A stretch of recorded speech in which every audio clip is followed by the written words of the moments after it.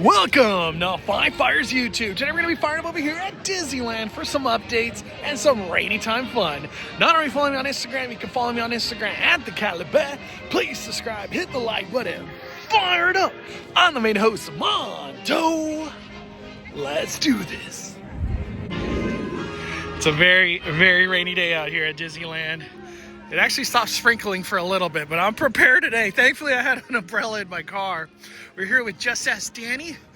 We're gonna get lots of updates. Hopefully get on some rides. You know, maybe it's short wait times, I don't know. We got some food items we want to try. We're gonna hit the trolley. This is our last day. Oh yeah, trolley. I forget. The trolley's the number one priority. Tomorrow's the last day, officially. Well, this is our last day. Yeah, our last day's today. All right, let's do it. To the trolley. All right, so it just took off. There's a big old line. And there's only one of those things running right now, so we might have to wait a little while. So we started waiting for the red car trolley from where we were at. We were told it could be like 2 hours, maybe 2.5. Just imagine how crazy that's gonna be tomorrow. There's only one red car trolley running right now. So we're just gonna move on. Maybe we ride it later on. So we're at like Five and Dime, checking out some of the stores. Look at this San Francisco hoodie. I've never seen that. That's nice. How much is this? 70. And then look at this. Wow, very nice. We're over here at Gone Hollywood next to Award Wiener. We're about to get some food. Check this out. It's like a hockey. That's nice. What's the backside? Backside of water. Oh. Trick question, what about the price? 85, that's, wow, I was thinking $100 easy. First time seeing this DCA one right here. Very cool. All right, let's go get our food. I just love rainy days at Disneyland, so beautiful. Check this out. I haven't been a Award Wiener in a long time, but they got a new Banh Mi hot dog. We had the banh mi recently from Paradise Garden Grill, and it was absolutely delicious. It was one of my favorite, if not the favorite item of Lunar New Year, but this is a seasonal thing as well for Lunar New Year time. I'm expecting the same thing. Look at these. It's like jalapenos on top. Damn. All right, let's do this.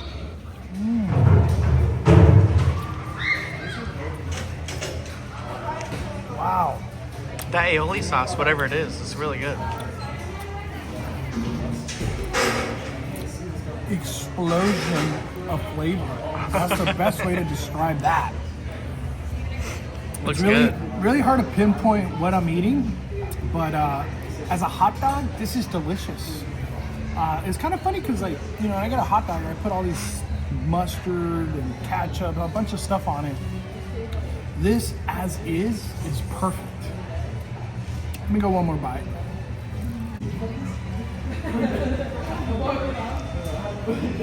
What did you think about the Banh Mi hot dog from Award Wiener? Dude, that was easily the best thing, my favorite thing I've had at the Lunar New Year Festival. It was something that we wanted to try day one. We just ran out of time because we tried so many things that day. And I think the wings and all the spicy food just destroyed us. Yeah, we were done after the wings. The wings killed it for us. I know, but this was an amazing item. It reminded me a lot of the hot dogs they serve at the Craftsman's Grill at the Grand California, where they're just all out like crazy. Yeah. This was great. A fusion I would have never guessed that would have worked.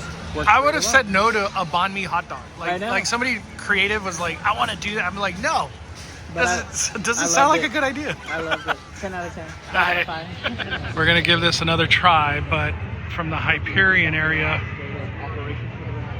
That was easily 2 hours over there, Danny. It was long. Imagine tomorrow, though. We have a better shot over here for sure.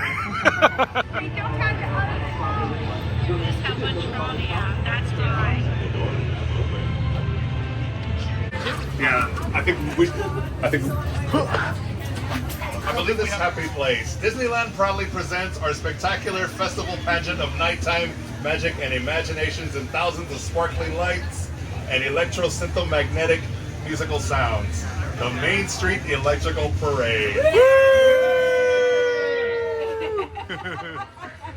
To one of the world's most famous exports, which of course is motion pictures. And I think it's safe to say that the Walt Disney Company definitely knows a thing or two about making motion pictures. They've been doing so For well over 80 years now, beginning with Snow White and the Seven Dwarfs back in 1937, followed by Pinocchio and Fantasia in 1940. 10 years later, in 1950, the first live-action film under the Walt Disney Pictures banner would debut, and that would be the film Treasure Island. Over the years, our films have drawn inspiration from many different genres, including Greek mythology, Shakespeare, and of course, classic fairy tales. Literary authors have even had their works of literature turned into Disney films, and have brought us many different classics, including Alice in Wonderland, Homeward Bound, The Incredible Journey, The Fox and the Hound, The Chronicles of Narnia, and even The Rescuers and The Rescuers Down Under. Fountain, which actually draws inspiration from the Mulholland Fountain over in Griffith Park in Los Angeles. Griffith Park was actually where Walt got his inspiration for Disneyland, from watching his daughters ride around on a carousel. We actually have the park bench that Walt sat on over inside of the Opera House on Main Street, USA. As we continue along over here, that Starbucks opened back on June 15th in 2012. And it was also the day that our trolleys were put into operation as well.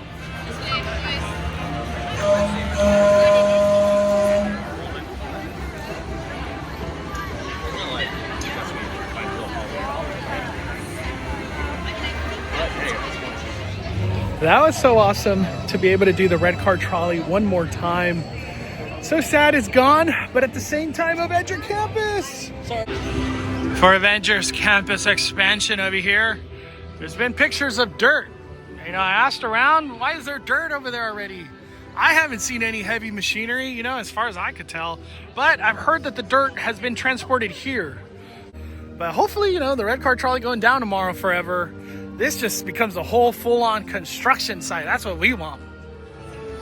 Like 2 years ago, I think, we had Werewolf by Night. He was doing like his staging right here. We had a werewolf just roaming around Avenger Campus, but he was on this platform right here. But all these trees and everything has grown into it. Look at that. There ain't no more meet and greet space here. But I think they just knew not to maintain it anymore because Avenger Campus is coming. So over here behind the Cozy Cones, we got this Red's Community Garden. How cool is that? We saw all that extra dining space open, which is wonderful. But now they put up this. And then look at the details that they did. Wow, that's so cool. Dude. Well, I could only assume now Red will be probably a meet and greet that we see ever so often out here at Cars Land. But this is beautiful. They did a great job.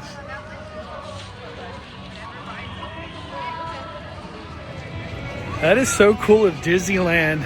A project that, you know, Cars Land was done so many years ago, but they're improving it and improving it, making it a better experience for everyone. And then this is that new mobile order kind of central zone that they put, so all the Cozy Cones don't get all crazy, because, you know, it gets very packed out here.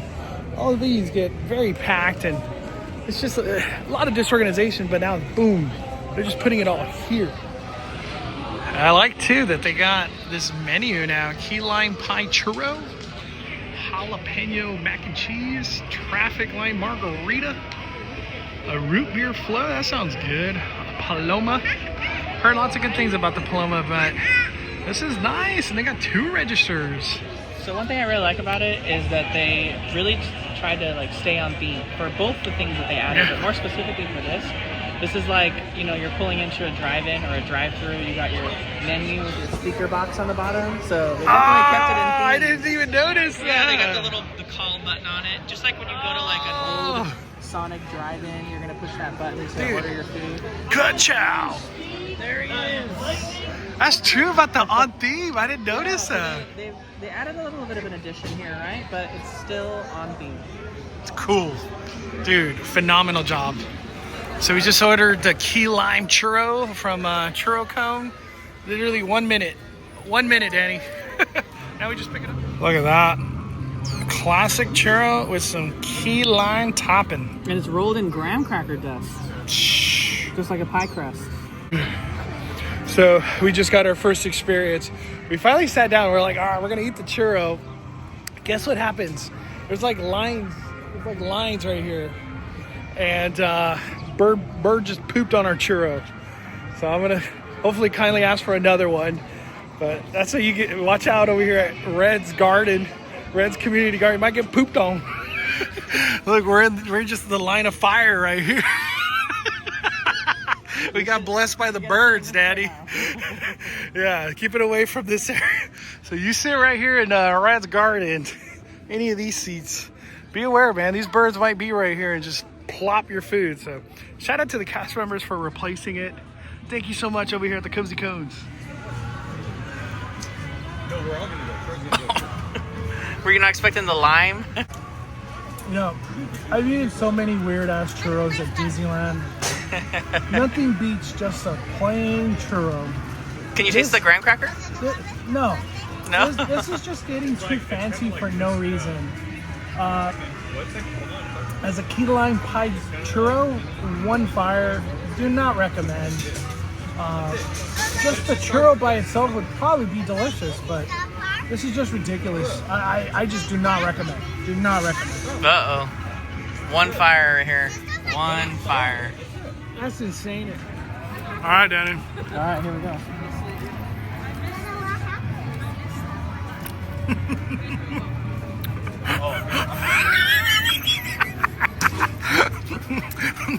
They're just getting too fancy for no reason. It just makes you crave a regular churro, in my opinion. What do you think? It's kind of like when you get those like Yoplait whips yogurts, and they have the whipped yogurt that tastes like key lime pie. Yeah. It's like they put that on top of it. It's a little more limey rather than like the key lime flavor. There's no key lime. It's just like lime. It's just lime. So if they had a little bit more of a key lime flavor, like a little more vanilla-y to it, it might be good, but I don't think I like that foam. At least we got that. You know, something good happened over here. What a terrible churro that was. But we're 1-1 for the day. We got the good banh mi hot dog and a terrible churro, but it's okay. We're gonna head on over to Disneyland. I guess they're doing some filming. I don't know if we'll catch it or not by this time. But they had Mickey and Minnie in their new 70th outfits. Look, Captain America. Captain America.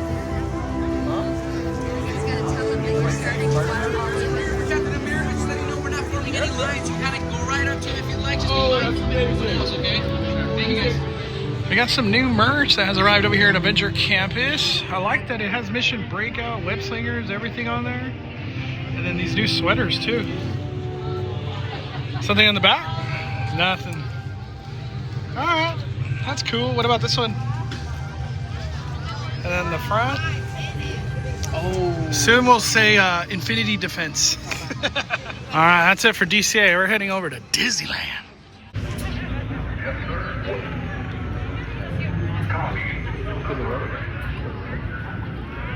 So today we got some breaking news that came out of Disney Parks Instagram. We're actually going to have a meet and greet involving Luke Skywalker.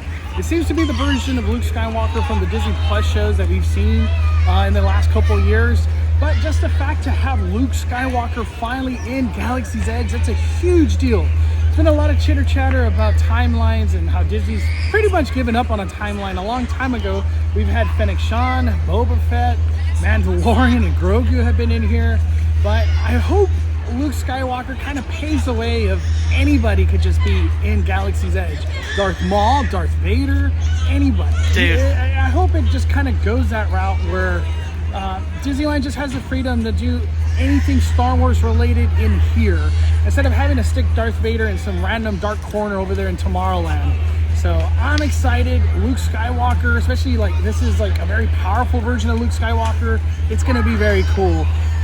We'll be here. We're going to get more information, I think, on February 11th, but it all involves Season of the Force. That's going to be the big hurrah for Star Wars very soon here at Disneyland. We're at the Emporium. They got the Sweetheart Night stuff out here. You don't even have to go to Sweetheart Night no more. You don't even got to go no more, Danny. Got a brand new hoodie that has arrived. It's like very soft to the touch too. It's really thick. No price, variable pricing. Could be 80 today, 85 tomorrow. What are these? Magnet. It's a magnet. Yeah, they grab onto your like watch or maybe your like jacket strap or something. Wow, they got a Simba, Eeyore, they got a Minnie, They have Bruni. Bruni. Sweetheart's Night that's here right now. Dude, it's just sweet. It's Sweetheart Night right now, Danny. I guess. That's going to be all for today's adventure over here at Disneyland. We've had a wonderful, magical day. Surprisingly kind of dry, even though it was raining really bad when we got here. But man, we tried the banh mi, red car trolley. We got to enjoy a little bit of time over here at Disneyland. It's just a magical time. I love February at Disneyland. And on the horizon, you know, we got Adventure Campus construction, Food and Wine Festival. I could imagine that foodie guy's going to be coming out soon. And it seems like on February 11th, a lot of Star Wars news. You know, Luke Skywalker and whatever else is coming for Season of the Force. Oh, the projections. I keep forgetting there's going to be projections in Galaxy's Edge. Wow, we're in for a great February and a May. And then the 70th, it's just going to be a blast. Thank you guys for following us along in today's adventure. If you're not subscribed, please subscribe. All right, everybody, we are firing it down. The Cali Bay is calling it a day. I'm the main host, Mondo.